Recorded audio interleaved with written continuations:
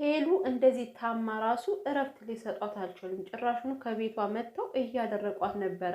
የሄሉ እንደዚህ መሆን የሄሉ መታመን በእነሱ ምክንያት ሆኖ እያለ ነገር ግን እነሱ በላይ ሆኖ እሷን ሊፈርዱባት ፈለጉ ማለት ነው። እና ይህ ሌባ አይነ ደረቅ መልሶ ልብ ያድርቅ። በጣም እኮ ነው የሚያሳፍረው እውነት ማለት ሄሉ ምን ታድርግ ነው የሚሏት? አሁን ከዚህ ጋር መጥተው ደግሞ ከቤቷ የሚበጠብጧት። ሰላም ሰላም፣ ውድ ቻናል ቤተሰቦች እንዴት ናችሁ? ደህና ናችሁ ወይ? ሰላማችሁ ብዙ ትርፍ ይበልልኝ። ውድ ቤተሰብ ይሄን ቻናል ቤተሰብ ያሉ ናችሁ፣ ቤተሰብ እንሁን እንዛመድ። ቪዲዮንም ደግሞ በላይክ ጀምሩት እና ውዶችዬ ማለት ነው።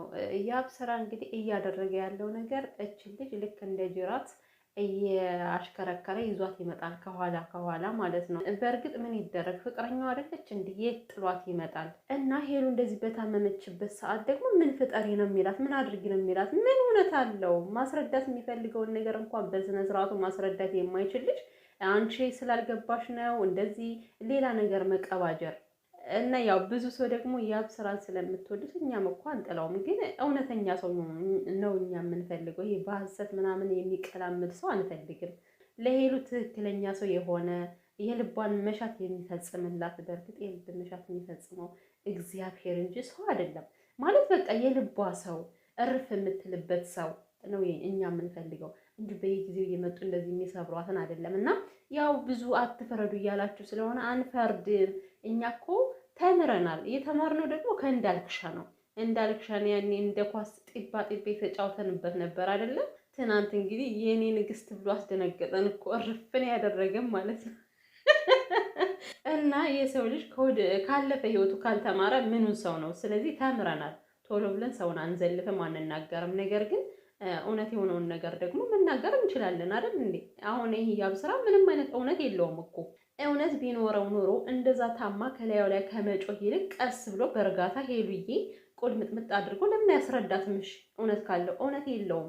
ሲጀመር ልጅቷን እንደ ጅራት እያስከተለ ይዟት የሚመጣ የሆነ ነገር ቢኖረው ነው። ከፊቷ ላይ እኮ ነው ቀለበቱን ታዋልቂያለሽ፣ ከዛ ለእኔ ሽማግሌ ልጅ ነው ባሌ ነው እያለ ስትመጻደቅባት የነበር አይደል? ስለዚህ ይሄን እያየን አንደበታችን ዘግተን እንቀመጥ? መናገር ያለብንን ተናግረን እውነቱን ማውጣት ካለበት ያወጣል። ካልሆነ ደግሞ ይሄ የፌክ ፍቅር ከሆነ ያለበት በቃ ከሷ ጠረግ ብሎ መውጣት አለበት።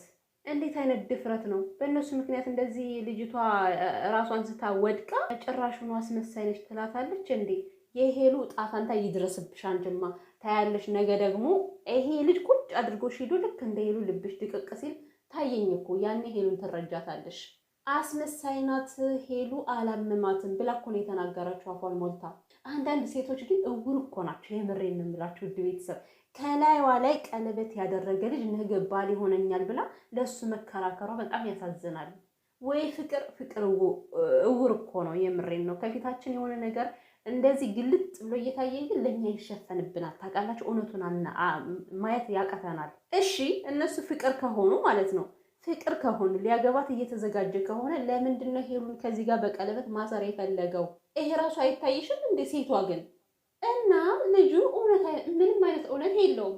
ራሱ ፍቅረኛው ቆማ ከኔ ስደውል ሌላ ከሷ ስደውል ሌላ ምንድን ነው የምትቀያየረው? አንዳንድ ነገሮችን እያየው ማልፈ እኮ ስለማፈቅር ነው ትለዋለች። ሁላችሁ በፍቅር ታውራለች እኮ ሴቷ ራሱ ማለት ነው። ምንም እውነትና ውሸት የሆነውን ነገር መለየት አቅቷታል። እና እሷን ቢያፈቅራት ኑሮማ መጥቶ ሄለንን በቀለበት ሊያስራት አይችልም ነበረ።